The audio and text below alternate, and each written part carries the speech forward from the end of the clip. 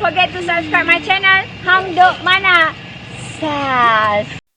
Assalamualaikum. Selamat datang lagi ke channel Hang Duk Mana. Mari kita dengar respon Datuk Kamal Amir terhadap AG pendakwaan rayu kes Muhyiddin di Mahkamah Rayuan. Kita baca dia sikit.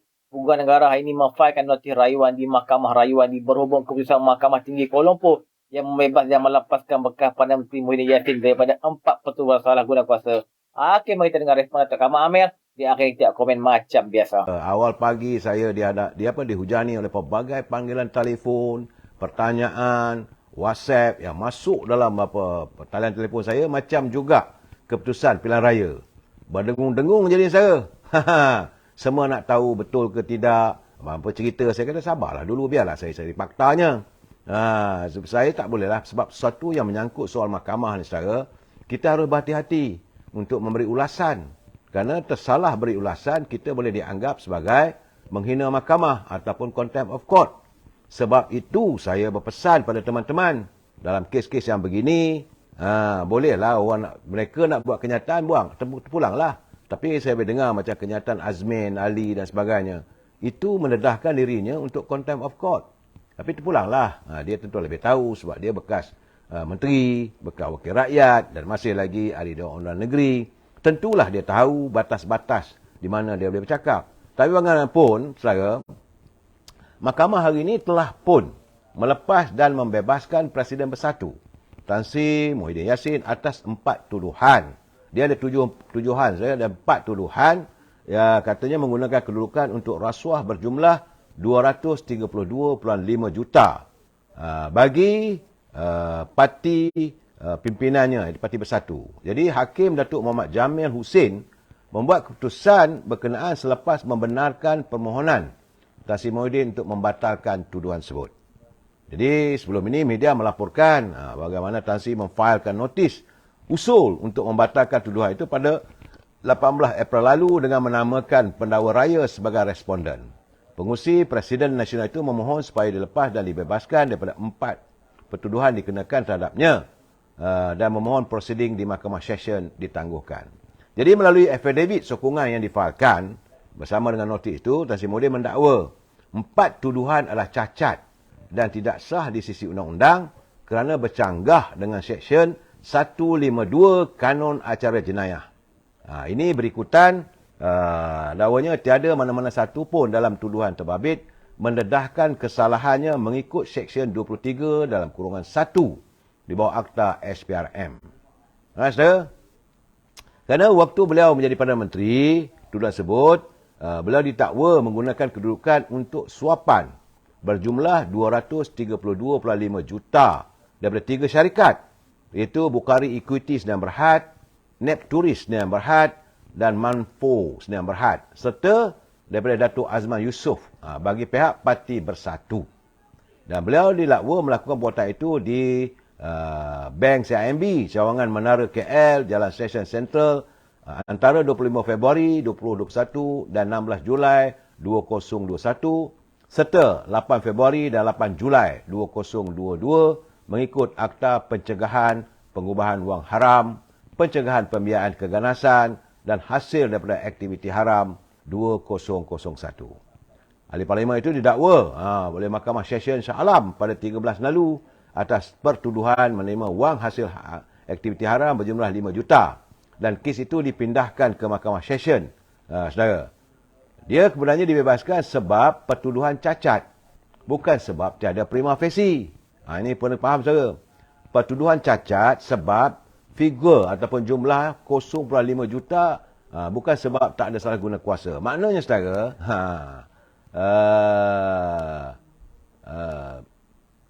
artinya saudara, rasuah tu dikatakan dicacatkan oleh peguam yang katanya dalam keadaan yang sebegitu.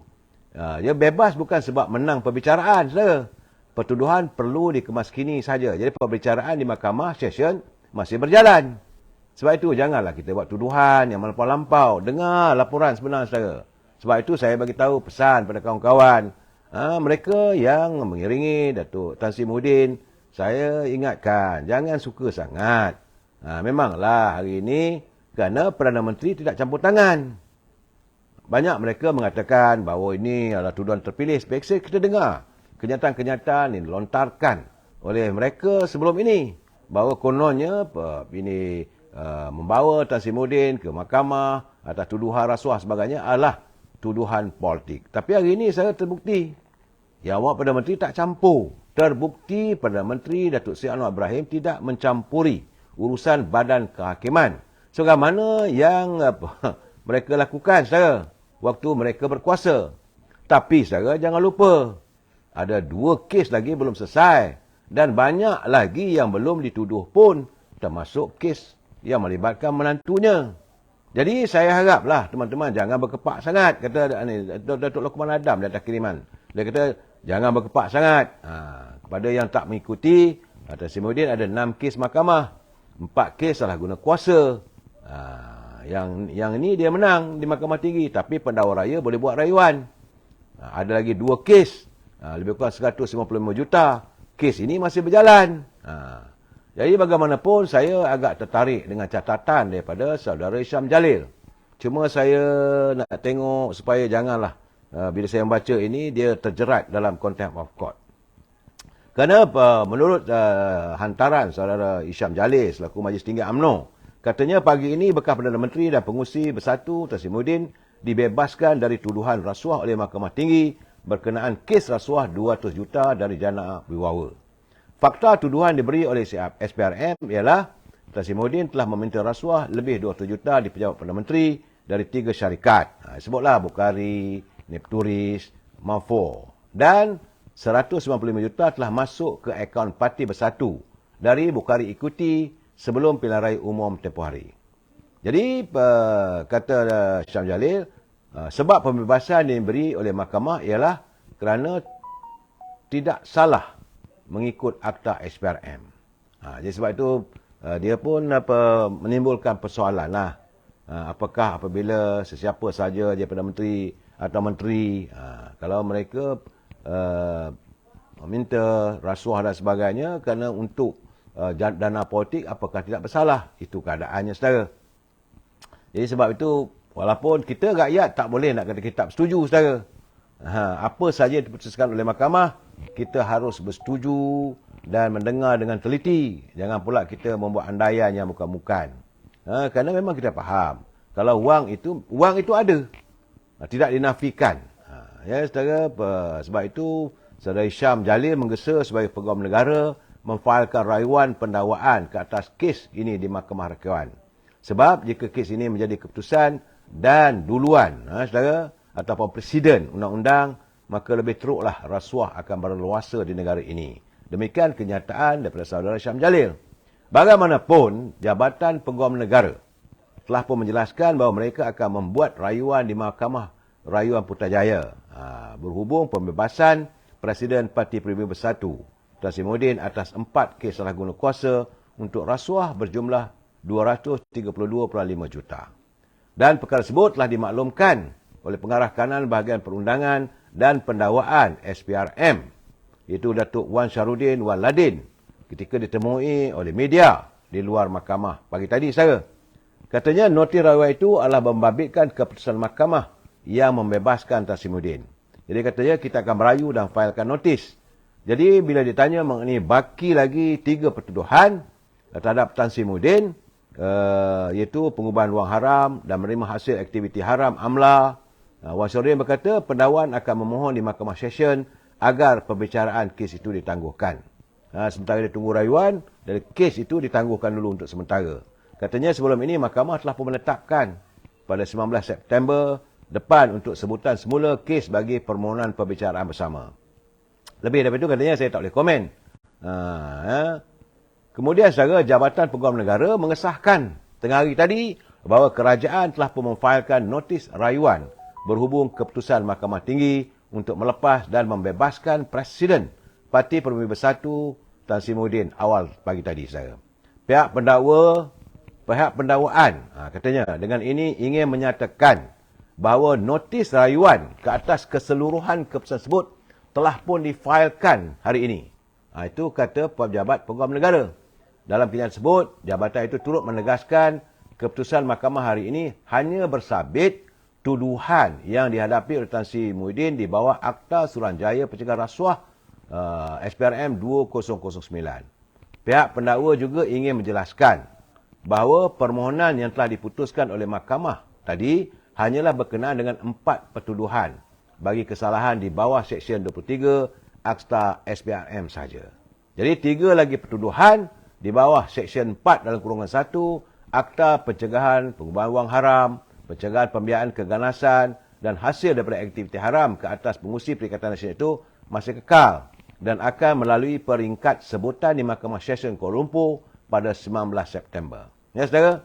Jadi, keputusan hari ini, Hakim Mahkamah Tinggi Kuala Lumpur, Muhammad Jamil Hussein berkata, pertuduhan ke atas bekas Perdana Menteri itu adalah cacat dan tidak selaras dengan kanun tata cara jenayah. Jadi, Jabatan Peguam Negara telah pun memfailkan notis rayuan berhubung keputusan Mahkamah Tinggi tersebut, saudara. Jadi, kenyataan Peguam Negara itu Tan Sri Idris Harun turut mengeluarkan kenyataan bahawa keputusan mahkamah melepaskan Tan Sri Muhyiddin itu hanya melibatkan 4 pertuduhan. Bagaimanapun beliau berkata 3 lagi pertuduhan di bawah Seksyen 4 dalam kurungan 1 Akta Pencegahan Pengubahan Wang Haram, Pencegahan Pembiayaan Keganasan dan hasil daripada aktiviti haram adalah kekal. Tarikh sebutan bagi kes itu di Mahkamah Session Kuala Lumpur pada 19 September. Itu daripada pejabat peguam, saudara. Pejabat Peguam Negara, Tan Sri Idrus. Jadi, saya nampak ada satu coretan daripada peguam. Kerana mereka sini menyentuh soal undang-undang, saudara.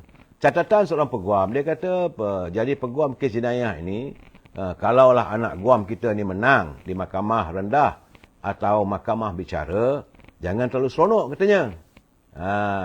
Atau kita rasa gembira sangat kerana pihak yang satu lagi, terutama pendakwa raya, boleh membuat rayuan di mahkamah yang lebih tinggi. Ada 3 mahkamah, lazimnya untuk rayuan dibuat di mahkamah tinggi, mahkamah rayuan dan mahkamah persekutuan. Apa-apa saja keputusan di mahkamah rendah atau dipanggil mahkamah bicara boleh berubah atas daikas sewaktu kes dirayu ke mahkamah yang lebih tinggi. Jadi keputusan mungkin kekal atau mungkin juga berubah sewaktu rayuan nanti. Jadi katanya hakim tak kata tidak ada salah guna kuasa ataupun rasuah. Cuma hakim kata kertas pertuduhan cacat. Jadi sebab itulah kerana kertas pertuduhan cacat maka beliau dibebaskan. Macam dia katanya macam kes Hamid Badur lah. Video Azmi Ali kabur. Itu keadaannya. Jadi sekarang ni saudara ada pula yang bertanya. Apakah Muhyiddin file notis batal pertuduhan terhadapnya?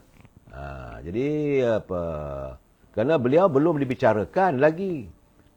Kemudian alasan lepaskan adalah sebab tuduhan cacat. Tuduhan cacat bukan bermakna tiada prima facie. Tuduhan cacat sebab figure ataupun jumlah 0.5 juta. Jadi prima facie wujud tapi ada kelemahan pendakwaan. Itu teknikal. Saya tertarik dengan ulasan ringkas daripada Peguam Bela dan Peguam Cara Mahkamah Tinggi Melaya, iaitu Muhammad Fazli bin Ramli. Ini kita hayati betul-betul. Ini peguam yang cakap saya. Saya tengok culipan yang sampai kepada saya kata elok. Kita dengar baik-baik, berhati-hati, supaya kita tidak salah tafsir. Saudara, banyaklah orang mengata macam-macam berhubung dengan kes ini. Jadi katanya pertama, kes Tan Sri Muhyiddin digugurkan kerana ada kertas pertuduhan yang defektif ataupun cacat. Dia kata saya boleh bersetuju keputusan hakim. Dia kata peguam tu.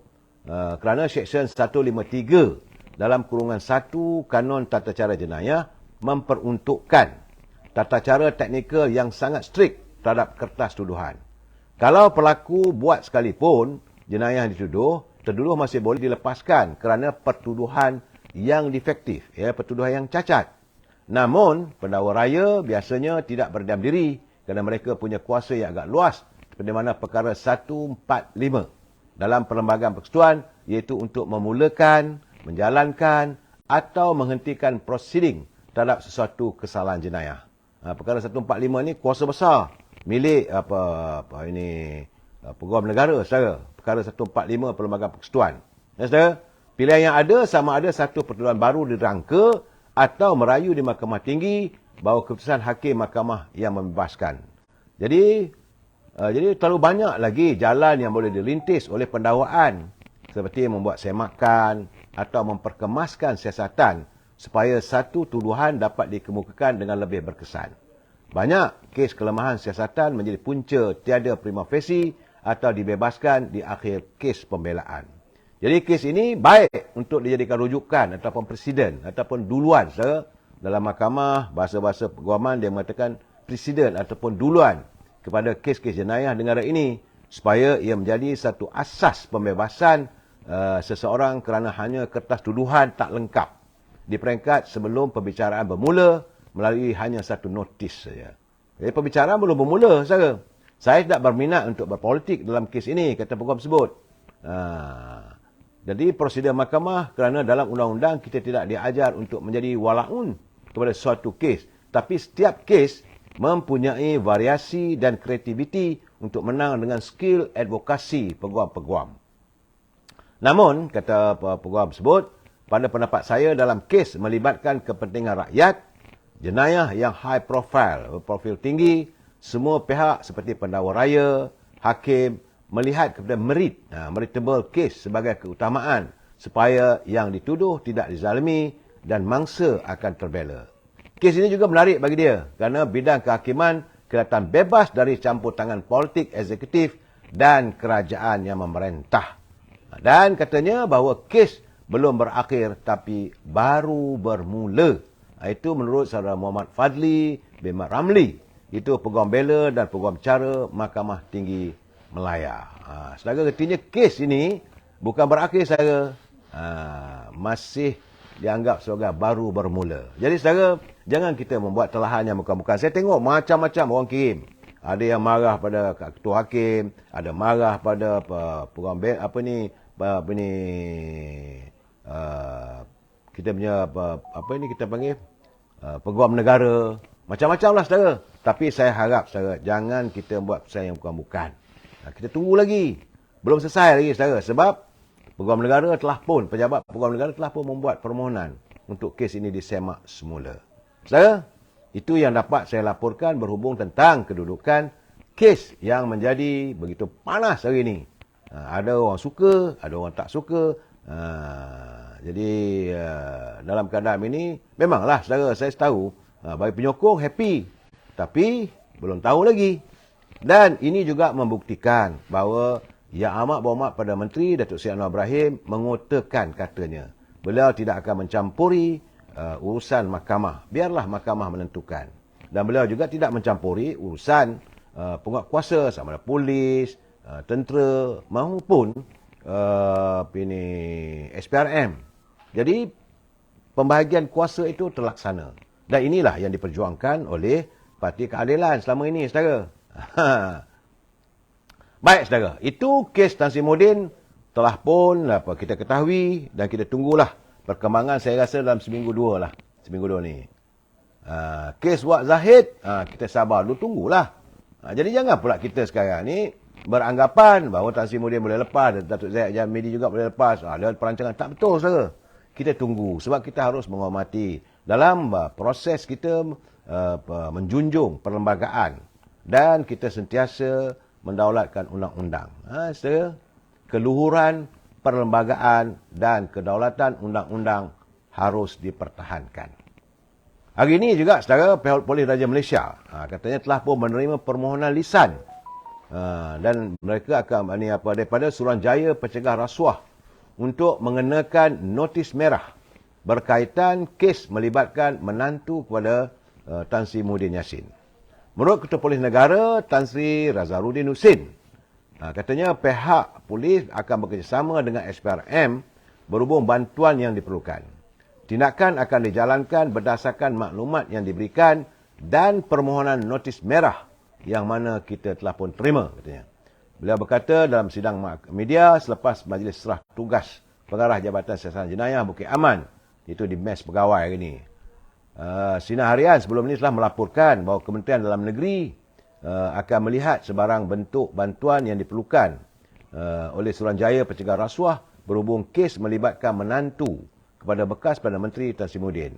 Menteri Dalam Negeri Datuk Seri Saifuddin Nasution berkata pihaknya sentiasa terbuka dan memberikan kerjasama dalam melibatkan bantuan kepada mana-mana agensi. Dan Sinar Harian juga Rabu lalu, saudara, melaporkan SPRM akan meminta kerjasama Jabatan Immigration bagi membekukan pasport Muhammad Adlan yang merupakan menantu Tan Sri Muhyiddin dan seorang lagi individu kerana diperlukan bagi isu rasuah penyelewengan berhubung projek berkaitan pendaftaran, pengambilan serta penyimpanan biometrik pekerja asing di sebuah kementerian. Ini bukan jana wibawa sahaja, ini projek yang lain. Itu belum lagi sahaja tentang kes-kes yang melibatkan sebagaimana yang didedahkan oleh Dr. Mazli. Ada lagi sahaja, tak berhenti. Ini keadaannya. Jadi kita haraplah saudara bahawa keadilan ditegakkan, rakyat akan melihat dengan berlapang dada. Okey saudara, itu peruntukan mahkamah. Kalau saya tidak memuaskan hati anda, saya mohon maaf. Tapi itulah yang termampu saya nyatakan sebab untuk mengulas sesuatu perbicaraan di mahkamah bukanlah satu mudah. Saya harus berhati-hati supaya kita tidak terperangkap dalam contempt of court ataupun menghina mahkamah. Saudara. Jadi saudara dia kata dia minta saya senaraikan ini kes Datuk Zahid juga. Asyik kes Tan Sri Muhyiddin dengan menantu dia saja. Ya saudara, kita tunggulah saudara satu-satu. Akan timbul. Bila timbul masanya kita ulahlah sekarang. Tapi saudara, saya ingin jelaskan. Sebab itu saya lihat kawan-kawan dalam media sosial saya ini, dalam halaman saya ini, jangan bergaduh dan jangan membuat tuduhan. Jangan melontarkan kata-kata yang bersifat prejudis. Bagi saya menerima apa saja. Kalau mahkamah kata bebas, bebas. Kalau mahkamah kata bersalah, bersalah. Jadi sekarang ni Jamaluddin Ahmad, kes Datuk Zahid Hamidi macam mana pula katanya bukan senyap. Akan dibicarakan bulan Oktober. Sedangkan kadang-kadang anda cuba menafikan. Itu masalahnya. Tunggulah bulan Oktober. Perbicaraan akan berjalan. Dan bila perbicaraan berjalan, kita tunggulah apa keputusan hakim.